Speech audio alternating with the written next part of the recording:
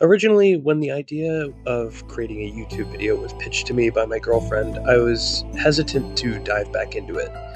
I've tried creating videos many times over the years, and they've never quite turned out the way that I've wanted them to, be it due to low quality equipment or just less know how than I probably should have.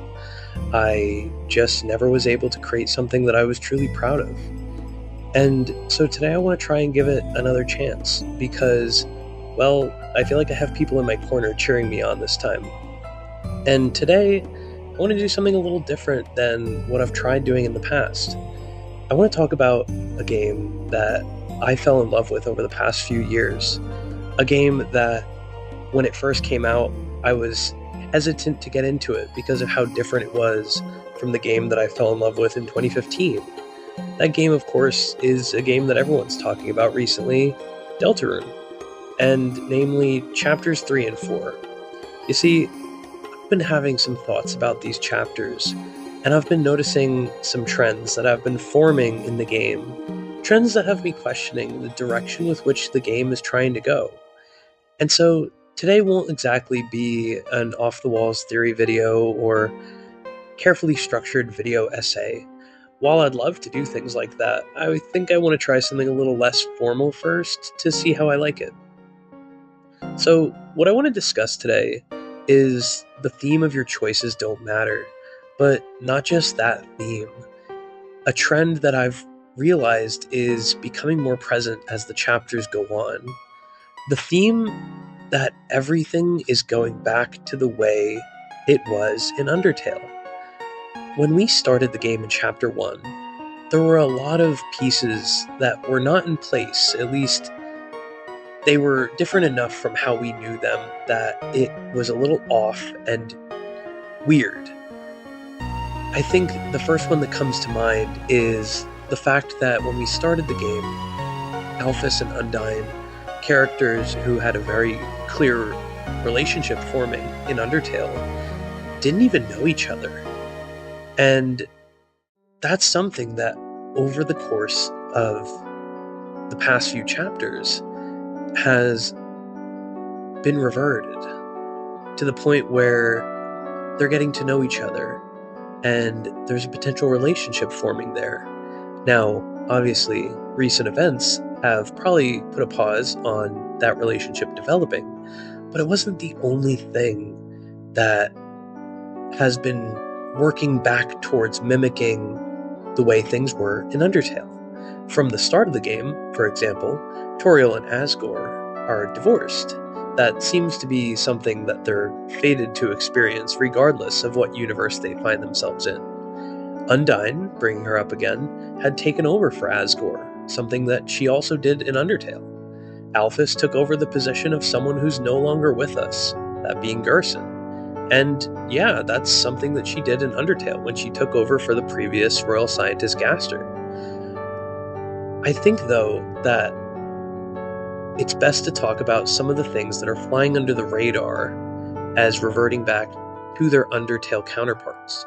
And chief among them, which is the reason why I even considered making this video in the first place, is the character of Mettaton. In Undertale, Mettaton is one of the main characters. They're very, very much at the forefront of the cast. And yet, in Deltarune, they've been towards the back, literally never even leaving their house. And as we know from Undertale, Mettaton was a pretty introverted ghost that just kind of, hung out with Alphys until Alphys created their body. And in Deltarune, I think it's fascinating that we now have Tenna, who has been put into Mettaton's house. And it seems that Tenna is exposing Mettaton to material that is triggering an awakening within Mettaton. We are seeing in real time the development of Mettaton and watching Mettaton become the character that we grew to know and love in Undertale. And I think that that's really awesome. But also, it poses some more questions about if other characters are destined to follow the path that they set out on in Undertale as well. The next one that comes to mind is Asriel. We don't know where Asriel is, and of course there's a million theories out there of piles of Asriel's dust and is Ralsei secretly Asriel, but it is worth bringing up that if everyone is reverting back to their Undertale forms, what's in store for Chris's older brother? Are they destined to die? Are they destined to become corrupted and become some god of death like Flowey did back in Undertale? It's really hard to tell right now, especially because we have no clue what Asriel's doing, where he is, what he's up to.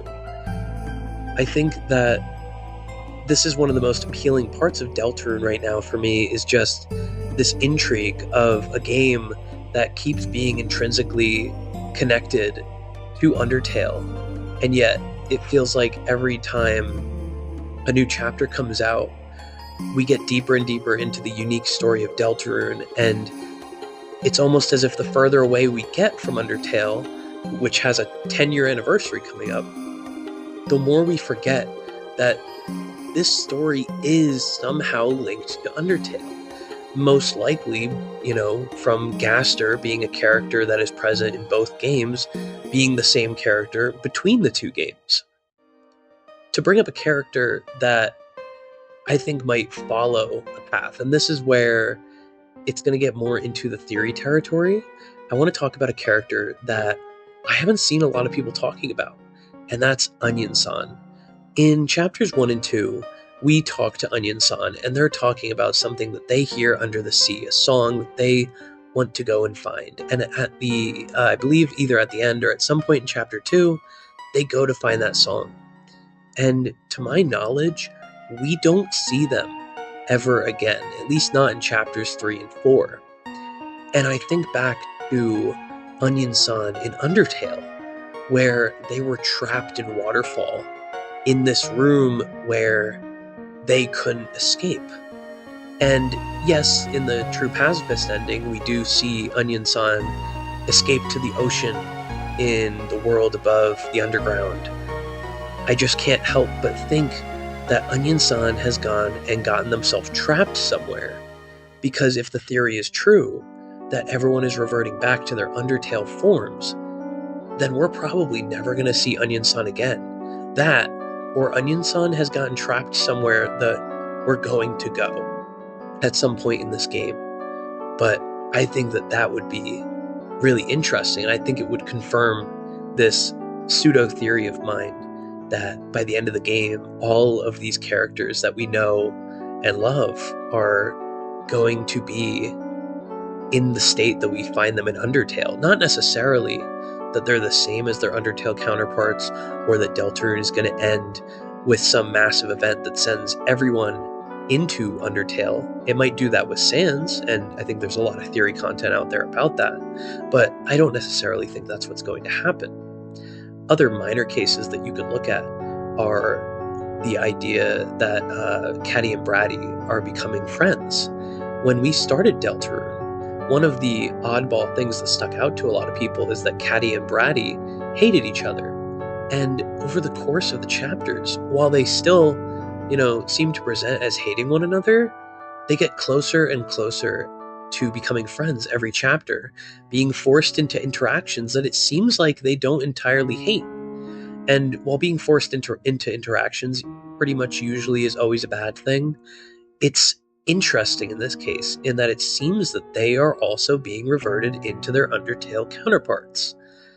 I think that the more and more you think about this, the more and more comes to mind like how similar things are becoming.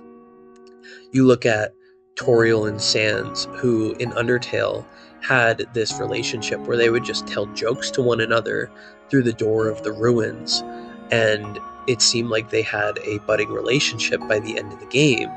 And now, at the end of chapter 4, what do we have but Toriel and Sans cracking jokes to each other with a potentially budding relationship that, everyone seems to hate, but also parallels Undertale.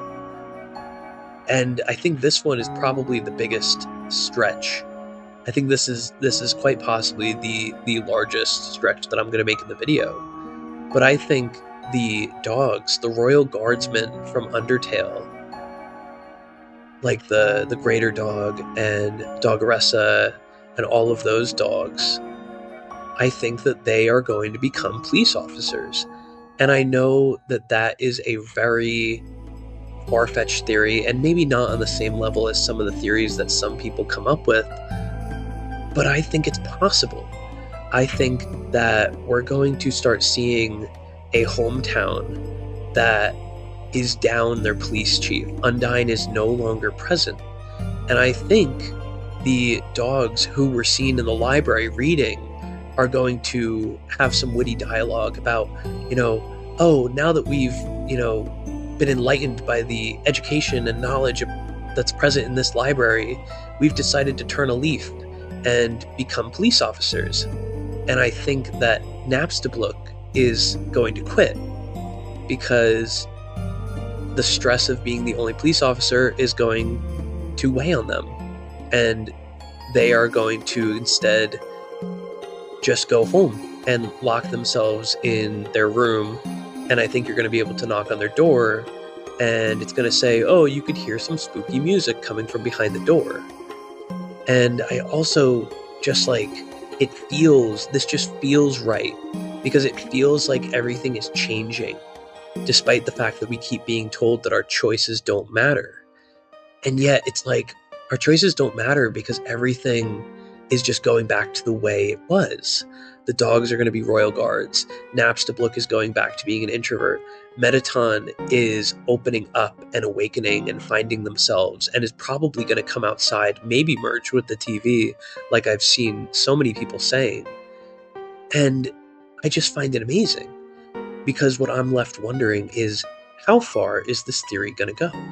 And what happens to the characters who were not present in Undertale? And I do also have some thoughts about that, particularly in the case of Carol. Carol Holiday was not a character who was present in Undertale. Obviously, though, there were none of the Holidays present in Undertale. There was no Des, there was no Noelle, no Rudy, no Carol. And I think that that is significant because there is a city in Undertale where it would have made a lot of sense for them to live, where characters who are also reindeers like Gifttrot do live. And that town was Snowdin. The fact that in Undertale, the Holidays are nowhere to be found in Snowdin, I think tells us a lot about their fate in Deltarune, or at least what their fate is meant to be. Whether or not that can be avoided through intervention of the player has yet to be seen. You see, the Holidays are not in a good place right now. Rudy is sick in the hospital, Des is missing, Noelle is potentially being manipulated depending on what route you're on, and Carol seems to be acting in a really shady manner, and they seem to be on a collision course with fate, which, if they're not careful, could lead to them being in the same state that they were in Undertale. Being non-existent, being forgotten, dying even. I think that that's truly possible. One of the first things that happens when you walk into Snowdin in Undertale is an NPC mentions that this town has no mayor. And I think that line, "this town has no mayor," is going to be the fate of Deltarune. I think that Deltarune is going to turn into a world that has no mayor. I think something is going to happen to Carol Holiday. For someone to be presented as a character that is such an obvious antagonist, only to have them swept under the rug, or killed off, or disappeared in some other way is just such a Toby Fox thing to do. And I'm truly excited to see where that goes.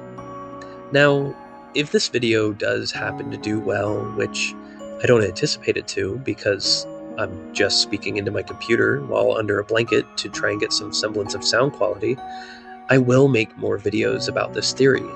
I think that there's more that I could talk about in terms of the holidays' lack of a presence in Undertale and their extremely present presence in Deltarune, and how if we are reverting back to Undertale, what's going to happen to them? I think that that's really interesting to go into, and I'd love to go into it more. So I think for now, I'm going to end this video, but I'd love to hear everyone's feedback. I, of course, am not the most experienced YouTuber, but I do have a lot of thoughts about this game, and I would love to have discussions with anyone who wants to comment below. Thanks again to my girlfriend for pushing me to make this video. I hope that she enjoys this video. And yeah, I hope everyone has a great rest of their day, great night, or whatever time of day you're watching this. I'm out.